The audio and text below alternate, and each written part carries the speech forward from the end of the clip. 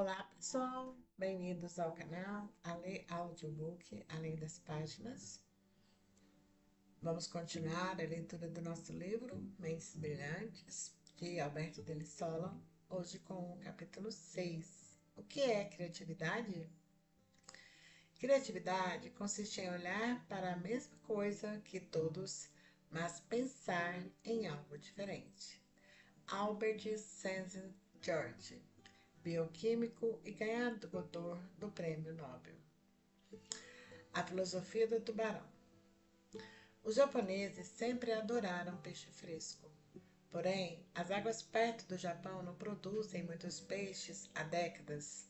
Assim, para alimentar a sua população, os japoneses aumentaram o tamanho dos navios pesqueiros e começaram a pescar mais longe do que nunca. Quanto mais longe os pescadores iam, mais tempo levava para o peixe chegar. Se a viagem de volta levasse mais do que alguns dias, o peixe já não era mais fresco. E os consumidores japoneses, que eram o público-alvo, não gostaram do sabor desses peixes. Para resolver esse problema, as empresas de pesca instalaram congeladores em seus barcos. Eles pescavam e congelavam os peixes em alto mar. Os congeladores permitiram que os pesqueiros fossem mais longe e ficassem em alto mar por muito mais tempo. O público-alvo, porém, conseguia notar a diferença entre o peixe fresco e peixe congelado e, é claro, não gostou do congelado. Então, as empresas de pesca instalaram tanques nos navios pesqueiros. Eles podiam pescar e colocar esses peixes nos tanques, como sardinhas. Depois de certo tempo, pela falta de espaço, os peixes paravam de se debater e não se moviam mais. Eles chegavam vivos, porém cansados e abatidos. Infelizmente, os japoneses ainda podiam notar a diferença do gosto. Por não se mexerem por dias, os peixes perdiam o gosto de frescor. Os consumidores japoneses queriam o gosto de peixe fresco e não o gosto de peixe apático. Como os japoneses resolveram este problema? Como eles conseguiram levar ao Japão peixes com gosto de puro frescor? Se você estivesse dando consultoria para a empresa de pesca, o que recomendaria? Para conservar o gosto de peixe fresco, as empresas de pesca japonesa ainda colocaram os peixes dentro de tanques nos seus barcos. Mas eles também adicionaram um tubarão de pequeno porte em cada tanque. O tubarão come alguns peixes, mas a maioria deles chega muito viva e fresca no desembarque. Tudo porque os peixes são desafiados lá nos tanques. A fonte dessa história, Marco Fabossi, http www.blogdofabossi.com.br. O que tornaria a solução descrita acima como algo criativo? Todos possuem alguma definição idiosincrática acerca da criatividade. No entanto, todas essas definições certamente possuem algo em comum: a ideia de geração de novas ideias. Apesar de compreendermos criatividade como um processo de geração de ideias, ela não se limita a isso. As ideias geradas pelo processo criativo precisam ter alguma aplicação prática. De que valeria uma ideia inovadora, mas sem qualquer utilidade prática? Por exemplo, imagine que alguém cria um projeto que torna obrigatório o uso de energia solar como a única fonte de energia para o abastecimento de estabelecimentos residenciais, comerciais e industriais em todo o Brasil. Certamente é uma ideia criativa e benéfica para o meio ambiente brasileiro. No entanto, o custo necessário para aplicar essa ideia seria enorme, tornando-a completamente inviável. Assim, não poderíamos classificá-la como criativa, por mais original e benéfica que seja, se não houver aplicabilidade prática. Ao contrário do que se imagina, a criatividade é uma habilidade adquirida e não um talento inato. Desse modo, com um pouco de esforço e treino, todos nós podemos nos tornar incrivelmente criativos. Criatividade também envolve mudanças, sejam elas na maneira como olhamos as coisas ao nosso redor ou no modo como executamos nossas ações. Miles Davis costumava dizer que, se alguém quiser se manter criativo, é preciso que esteja pronto para mudar. Desse modo, alguém que faz sempre as mesmas coisas dificilmente conseguirá ser criativo. Assim, nosso curso só requer um pré-requisito: a abertura para mudanças. Esteja pronto para mudar completamente seus paradigmas e obtenha todas as benesses de sua criatividade. O pensamento divergente. Segundo Gardner, a ideia-chave na concepção de criatividade do psicólogo é o pensamento divergente. Pelas medidas padrão, considera-se que pessoas inteligentes são convergentes, pessoas que, a partir de certos dados ou de um problema difícil, conseguem chegar a uma resposta correta ou, de qualquer forma, a resposta convencional. Em contraste, quando diante de um estímulo ou problema, as pessoas criativas costumam chegar a muitas associações diferentes, e pelo menos algumas delas são idiosincráticas e possivelmente únicas. Itens típicos num teste de criatividade pedem o máximo possível de usos para um tijolo, uma série de títulos para uma história ou várias interpretações possíveis de um desenho abstrato. Um indivíduo psicometricamente criativo pode habitualmente produzir um espectro de respostas divergentes a um item deste tipo, e pelo menos algumas delas raramente são encontradas nas respostas dos outros. Gardner, 1996. Após muitos debates acerca da criatividade e inteligência, os psicólogos chegaram a 3 conclusões distintas. Criatividade e inteligência não são a mesma coisa. Ainda que exista uma correlação entre esses dois construtos, eles são independentes, ou seja, podemos encontrar pessoas muito inteligentes e pouco criativas e vice-versa. Além disso, segundo Gardner, quando os indivíduos talentosos são examinados, fica claro que a criatividade psicométrica é independente da inteligência psicométrica, uma vez que tem atingido o limiar de um QI de 120. Gardner, 1996.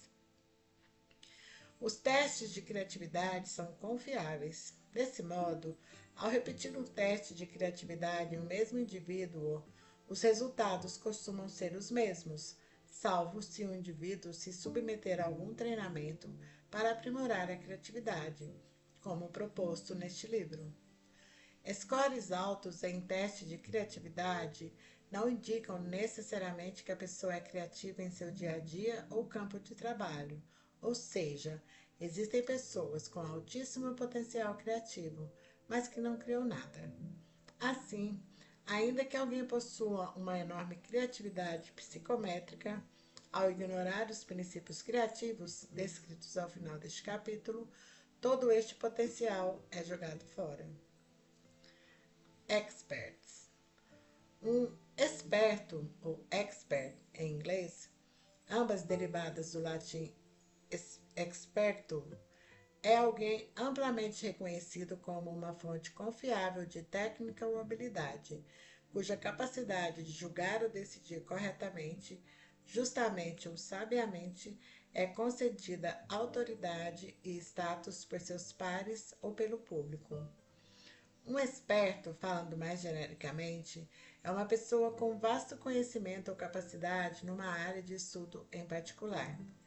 Expertos são chamados a opinar sobre os assuntos que dominam, mas nem sempre concordam sobre as particularidades de um campo de estudo. Acredita-se que, em virtude de treinamento, educação, profissão, publicação de trabalhos ou experiência, tem um conhecimento especial sobre um determinado assunto que vai além daquele de uma pessoa mediana, o que é suficiente para que outros possam, oficial e legalmente, confiar na opinião do indivíduo. Historicamente, espertos eram denominados sábios. Geralmente, um sábio era um filósofo culto, diferenciado pela sabedoria e sólido julgamento, extraído de Wikipédia. O processo criativo certamente não é fácil de explicar. Não é raro ouvir alguém dizer: a inspiração veio até mim, ou essa ideia simplesmente apareceu em minha mente. Mesmo quando acaba de ter uma ideia genial, você geralmente não sabe de onde ela veio. No entanto, esse processo não possui nada de mágico. A criatividade é a habilidade que permite criar ou observar novos padrões que não haviam sido identificados anteriormente. No capítulo anterior, contou-se a história de diversos personagens criativas de nossa época. Ainda que essas personagens possuam histórias bastante distintas, elas compartilharam um traço em comum. Todas eram experts em suas respectivas áreas de atuação.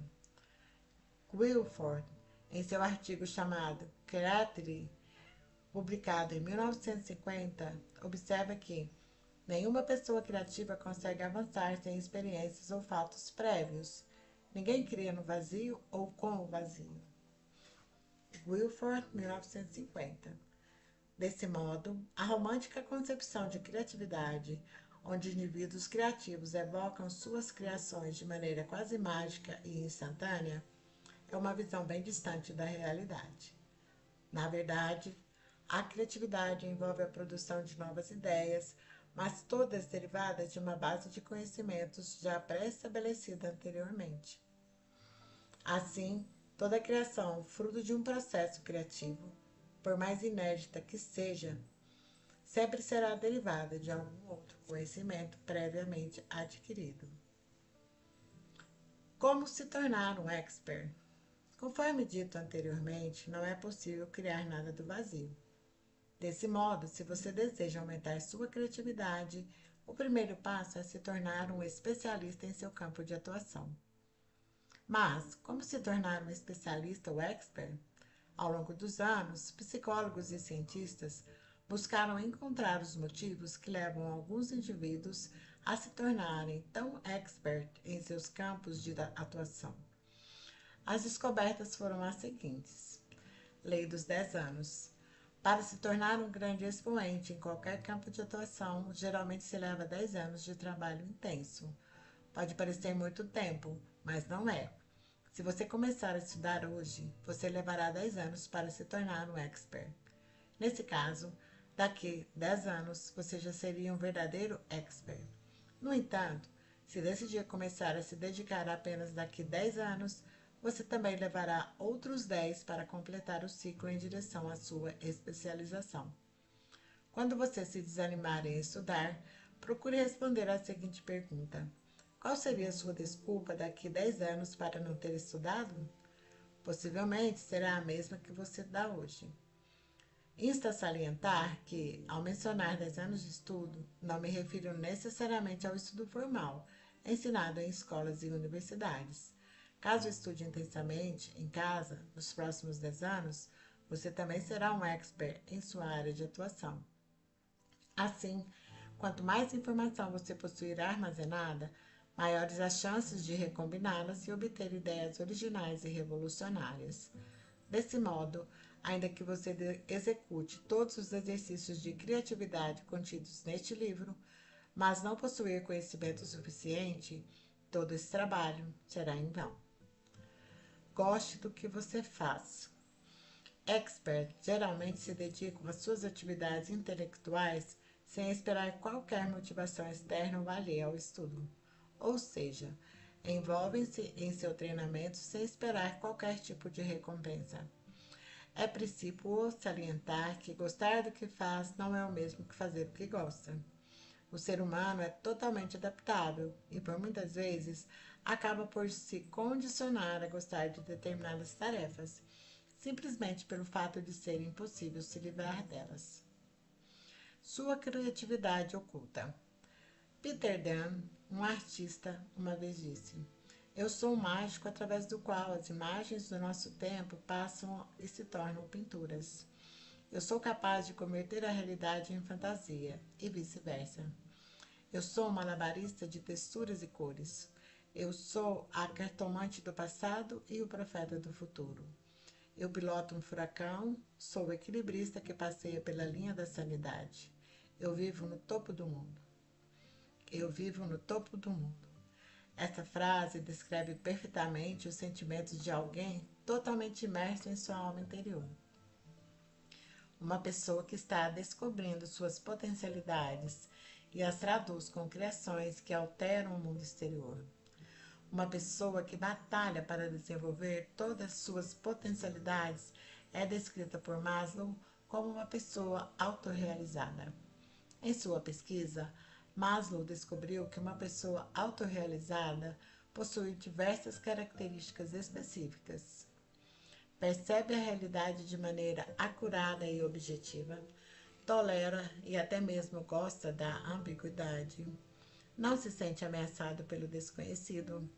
Aceita a si mesmo da maneira como é, sem se comparar com os demais. É espontâneo, natural e genuíno. Não é egoísta, possuindo uma filosofia de vida e até mesmo como uma missão para a vida. Precisa de mais privacidade e de momentos para ficar só do que as pessoas comuns. É capaz de se concentrar intensamente. É independente, autossuficiente e autônomo. Tem menos necessidade de luxos e mimos. Possui uma enorme capacidade de apreciar as experiências mais simples. É muito bem-humorada e possui habilidade para lidar com o estresse. É altruísta e benevolente. É extremamente ética e moral individualmente, ainda que fuja das convencionalidades. Possui um excelente senso de humor, que é construtivo e não destrutivo.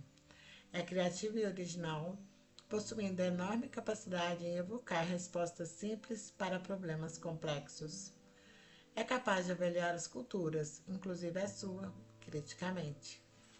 Se você deseja ser mais criativo, a autorrealização é um dos primeiros passos a serem seguidos. Desse modo, em busca de sua criatividade, busque seguir os 17 passos acima em busca de um maior autoconhecimento. Assim, como em qualquer outro campo, uma pessoa autorrealizável possui uma gama de ferramentas para romper seus próprios limites e realizar feitos cada vez mais incríveis.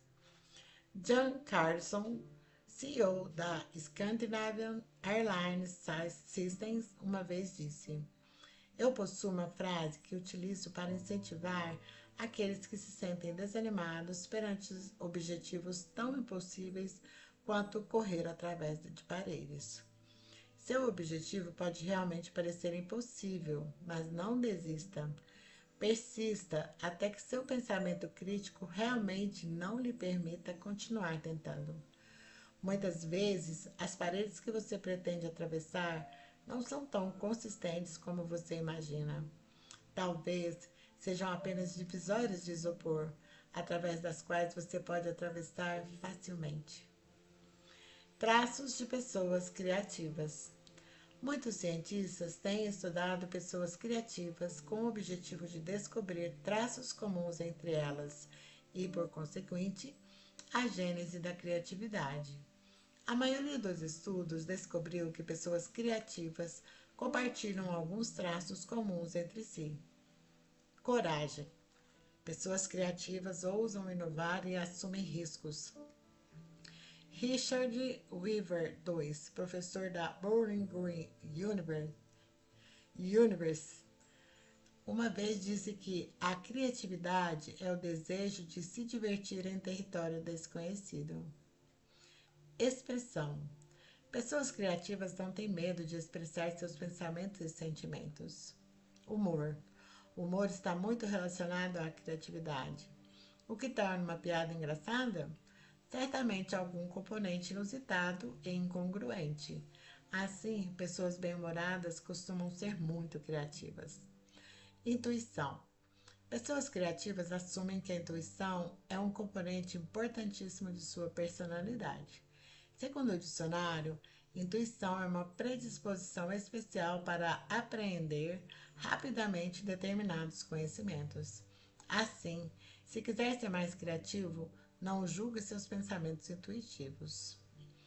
Outros traços psicológicos foram identificados por David Perkins, co-diretor do chamado Projeto Zero, projeto de criatividade da Universidade de Harvard, a saber, uma vontade muito intensa de encontrar ordem em alguma situação caótica, um interesse muito específico em encontrar problemas inusitados e soluções ainda mais diferentes, habilidade em criar novas conexões e desafiar o senso comum, habilidade em balancear o processo de criação de ideias e o processo de julgamento das mesmas, desejo intenso de atravessar as barreiras de sua competência, motivação intrínseca pelos problemas, em vez de recompensas exteriores como boas notas, dinheiro ou reconhecimento. Por que a criatividade não é ensinada nas escolas? O sistema educacional atravessa tantos reveses, falta de verba, drogas, fracasso escolar, que ensinar criatividade ou técnicas mnemônicas torna-se um luxo aparentemente dispensável. No entanto, o que as autoridades competentes não percebem é que o investimento em alguma técnica de superação pessoal, criatividade mnemônica, tornaria os estudantes mais capazes de lidar com todos esses problemas. Devido ao fenômeno da autoeficácia, crianças costumam ser naturalmente criativas, bem-humoradas e fogem das regras convencionais. Em contrapartida, as escolas incentivam apenas a disciplina, conformidade, silêncio e regurgitação das respostas que o professor deseja ouvir. Desse modo, devido ao medo de fracassar, a criatividade das crianças acaba por ser completamente dizimada. Assim, os bons hábitos e exercícios para a criatividade aprendidos neste livro poderão apagar todos os traços negativos deixados por nosso sistema educacional, permitindo que você alcance as suas mais altas possibilidades. Uma vez que as pessoas descobrem seu potencial criativo, elas tendem a se tornar mais independentes, entusiásticas, espontâneas, minuciosas, curiosas e bem-humoradas. Ainda que seja importante reconhecer os traços que despertam a criatividade, é ainda mais importante que cada um de nós é dotado da habilidade de criar. Esse reconhecimento é capaz de diminuir os perigosos condicionamentos impostos pelo sistema educacional. O processo criativo. O processo criativo costuma ser dividido nos seguintes estágios: preparação. Neste estágio, o indivíduo busca coletar o máximo de informações acerca de seu tópico de criação. Conforme dito anteriormente, nenhuma criação surge do vácuo. Por exemplo, imagine que você é um publicitário contratado para criar uma nova campanha para uma fábrica de pneus. Se você não conhecer nada sobre essa empresa e sobre pneus, como poderá criar alguma coisa? Incubação. Às vezes, uma ideia criativa é como uma fera tímida que mora em uma caverna. Quanto mais você penetrar na caverna, mais longe estará a fera. Desse modo, o processo criativo, às vezes, demanda um processo de incubação. Você deixa o projeto de lado, pensa em outras coisas, até voltar novamente a ele. Muitas vezes, a ideia brilhante surgirá no momento que você menos espera. Quem não se lembra de Arquimedes? Segundo contam, ele estava tomando banho em sua banheira quando teve um insight acerca de um dos enunciados mais importantes da hidroestática. Todo o corpo mergulhado total ou parcialmente em um fluido sofre uma impulsão vertical, dirigido de baixo para cima, igual ao peso do volume e do fluido deslocado, e aplicado no centro de impulsão. Iluminação. Eureka! É nesse momento que sua ideia surge de maneira aparentemente mágica. Na maior parte das vezes, ela aparece em um momento em que você se encontra completamente relaxado ou fazendo alguma atividade que não possui qualquer relação com sua ideia genial. Julgamento. Após obter todas as ideias possíveis, é a hora de julgá-las criticamente. É possível incrementá-las? Será lucrativo? Quais os fatores envolvidos na sua implementação? Implementação. Caso você tenha seguido todos os passos anteriores, esse é o estágio mais fácil. Bastará implementar sua ideia genial, decidir o número de pessoas envolvidas com o projeto e anotar os custos. Em nosso curso, assim como em qualquer treinamento para criatividade, iremos nos ater aos estágios de preparação e iluminação. O motivo é simples. Essas são as etapas mais importantes do processo criativo, sem as quais nada funcionaria. E assim finalizamos mais este capítulo sobre o que é a criatividade. Obrigada por estarem comigo até aqui e até breve. Tchau, tchau.